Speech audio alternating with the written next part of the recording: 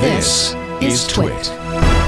So, Charles, can you tell us, what is the National Space Trail? That sounds really interesting. Sure. So years ago, I had produced the official video for the Boston Freedom Trail, and it was very successful because you could take people efficiently through all the locations of the Freedom Trail and actually go behind the scenes.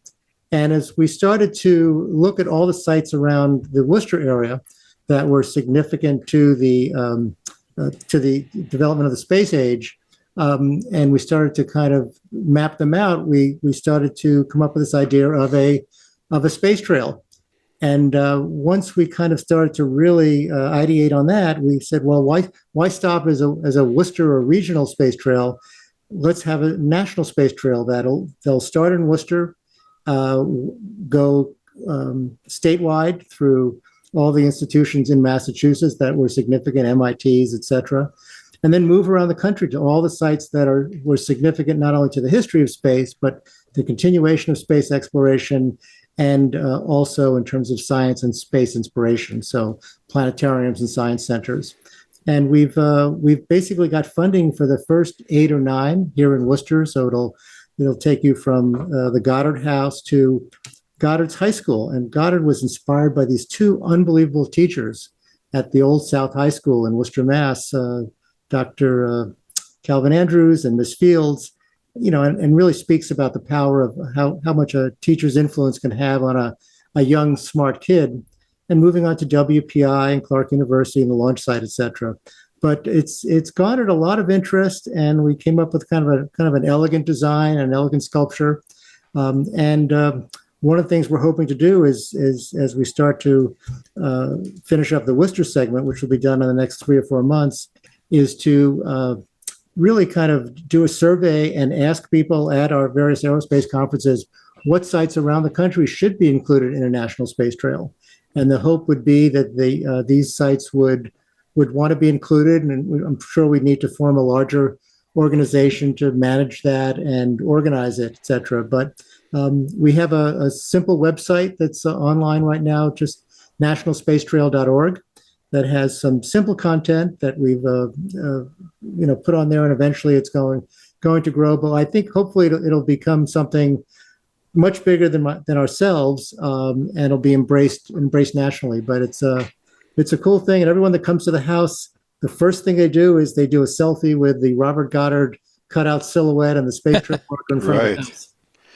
Well, it's going to be a long walk on that trail from Houston through the desolation of White Sands, New Mexico, to Jet Propulsion Laboratory, but we'll do it. Yeah. Are you going to walk all the way to Florida too, on the way back all the way up to? Yeah, I mean, it's funny. I started off with like 50 sites, and then very quickly I realized there's probably 150 sites that are really significant, places I never knew about.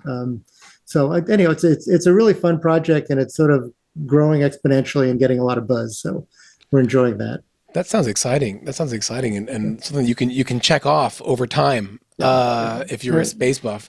I'm curious about people who can't get to the house. I had heard, or Rod and I had heard that you're looking at like a virtual museum for Goddard to give people that option of learning more about Goddard and his life, etc., even if they're not able to make the trip to the house itself. And can you tell us a little bit about that and what you're hoping people will be able to get out of that experience? Right. I think that's certainly that's the next phase, and some of that information will be on the National Space Trail site with links to all the supplementary rich multimedia that's available for Goddard. There's this incredible documentary that George Lucas did in 2007 that I don't think anyone's ever seen, but anyone that we share it with becomes very inspired, and it's like, I didn't realize how significant Goddard was. Matter of fact, Dr. Alan Stern, who Rod introduced me to at NSS last year, and I actually had no idea who Dr. Stern was at the time. He and I kept in touch a little bit, and I shared that link to the Lucasfilm documentary, and he called me back within weeks and has volunteered to be a guardian angel and spreading the word to aerospace leaderships in terms of the Goddard Centennial and some of our initiatives. So That's how you and I first got in contact, Charles, was through Alan. He called me and we talked about it. Yeah. Yeah, I mean, I call and email people all the time. Nothing. Alan sends one email, and the next thing you know, the head of the Goddard Space Flight Center calls you back. So it's terrific. And the Alan Sterns of the world. Those are my rock stars. If Mick Jagger came to my house, I'd certainly be very polite and interested. But these guys, they're my rocket stars, and I want kids to feel like all these brilliant engineers and scientists and explorers really should be the heroes we look up to. It's interesting to be our age and still, at least in my case, I wrote a book about 10 years ago about curiosity. I spent the better part of a year shadowing the chief scientist on that mission around, a guy named John Grotzinger. And I felt like I was about 5 sitting at the feet of my really cool uncle who was doing all this amazing stuff. Yeah. Said uncle worked at Lawrence Livermore, but John was much more interesting and more fun than said uncle was.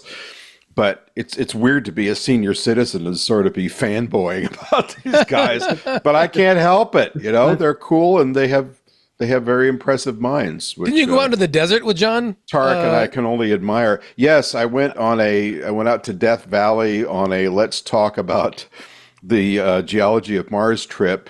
Mike Wall was there. That's right. And Mike had to drop back from the group and help me up a particularly rough part of climbing because I was about 40 pounds heavier than I am now and chugging along with a very heavy steel tripod and a camera and a backpack and everything else. And it was not fun. The best part, though, was this is kind of a charming part about John Grotzinger.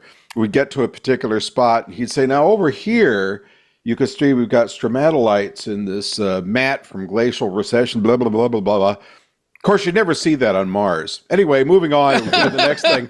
And he did that about 3 times. I'm like, oh, why am I here? Anyway, sorry, I had a big diversion for us there. Tariq, I think it's your turn, right? I did. Yeah, I had a question because you mentioned just now, Charles, about how, the director of the Goddard Space Flight Center, gave you a ring. Which leads me to Goddard's legacy in U.S. space exploration, like in modern day, because we have this Goddard Space Flight Center named after him. They handle lots of really amazing things, space telescopes, etc. And I'm wondering, even if the public may not be as aware of his contributions as you're hoping that to educate them on with the centers. If you feel that there is already an appreciation of the impact through that, they named the Greenbelt Goddard Space Flight Center after him. Although I know that there's some trepidation. I don't know if we want to get into it too much about the discussions on closing NASA centers, et cetera. But do you feel that is like an arrival for Goddard in the industry, at least, to have a center named after him as an icon in U.S. rocketry history, or is it still in peril, that legacy? I think it's terribly in peril. It's in our small world of like-minded space evangelists who believe in space and love space and see all the potential. His name is fairly common, but outside of that, there's really no recognition. I travel around the country and ask young people and old people all the time who Robert Goddard is. I see kids wearing NASA t-shirts, and even in Worcester, even in Massachusetts, most people are clueless. There's actually a whole montage in the Lucasfilm documentary is who is Robert Goddard, and every kid says, and every adult says, I don't know. So also there's a great opportunity in this untold story. And there's this great opportunity in the untold story of Esther Goddard, his wife, who was really significant in his research efforts and photographed and filmed every launch every day. Huh. She sewed the parachute. She put out the brush fires when the rockets blew up. She typed up his notes every day because no one else could read them. And when he died, she's the one who organized his papers and fought for the rights to his patents that NASA was still using at that time. And in 1960, she won $1 million. Oh, wow. As payment for Goddard's rights, but also really to promote his legacy. But in general, it's a really unknown story. And with that is also great opportunity.